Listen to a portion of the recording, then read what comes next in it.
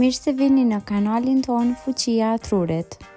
Ankthi është një ndjenjë që të gjithë e përjetojnë para një prove, një vendimi të rëndësishëm apo në situata të paparashikueshme. Por a është ankthi gjithmonë diçka e keqe? A duhet ta luftojmë apo ndonjëherë duhet ta dëgjojmë? Në këtë video do të zbulojmë se kur ankthi është një mjek që na mbron dhe kur shndrohet në një armik që na kufizon. Ankthi si mekanizëm mbrojtës. Ankthi është një reagim natyral i trurit ndaj rrezikut. Është mënyra se si trupi ynë na përgatit për të përballuar një kërcënim qoftë real apo i imagjinuar. Në këtë kuptim, ankthi është një mjek, na ndihmon të jemi vigjilent, të përqendruar dhe të marrim vendime më të kujdesshme. Një dozë e vogël ankthi mund të na shtyjë të përgatitemi më mirë, të punojmë më shumë dhe të shmangim rreziqe të panevojshme. Kur na motivon ankthi? Në situata të saktuara, ankthi mund të jetë një sinjal i shëndetshëm. Për shembull, kur na shtyn të kontrollojmë 2 herë para se të nisim një udhëtim, të studiojmë më shumë për një provim apo të mendojmë më thellë për pasojat e një vendimi. Në këto raste, ankthi është një ndihmës i heshtur që na ndihmon të performojmë më mirë dhe të jemi më të përgjithshëm. Kur ankthi shndrohet në armik?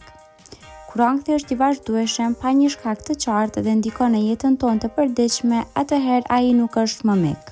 Ai na frenon, na lodh emocionalisht dhe fizikisht dhe mund të na pengojë të jetojmë më lirë. Simptomat si pagjumësia, lodhja vazhdueshme, irritimi dhe frika pa arsye janë shenja që ankthi ka kaluar kufirin normal. Si ta dallojmë kufirin mes së shëndetshmes dhe së dëmshmes?